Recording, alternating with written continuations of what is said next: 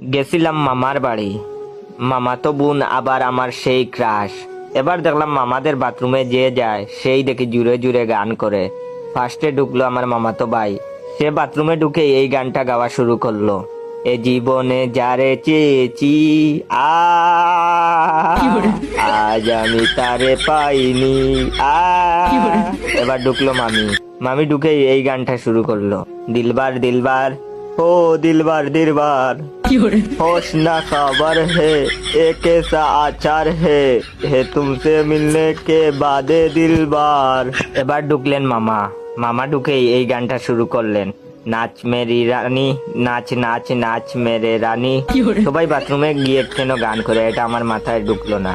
এবার দেখি আমার চাপ লেগে গেল, আমি তাড়াতাড়ি বাথরুমে গিয়ে লক করে দিলাম, কিন্তু গান গাইলাম না, যেহেতু এটা আমার ক্রাশের বাড়ি। আমার বেসুরা গলায় গান শুনলে ক্রাশ দৌড়ে পালাবে, তাই চুপচাপ নিজের কাজ করতে লাগলাম।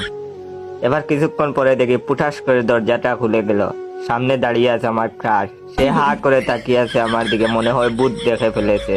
এই বুঝি মাথা ঘুরে পড়ে যাবে। এতক্ষণ পরে বুঝলাম এরা সবাই বাথরুমে গিয়ে কেন গান করে। আসলে বাথরুমের দরজার লকটা নষ্ট ছিল। এখন আমার ইচ্ছে করতেছে কমেডের ভিতরে মুখ লুকিয়ে বসে থাকি। ভিডিওটা কেমন লেগেছে অবশ্যই কমেন্ট করে জানাবেন। আর হ্যাঁ, আমার এই ভিডিওটা আপনার 10 জন বন্ধুকে শেয়ার করে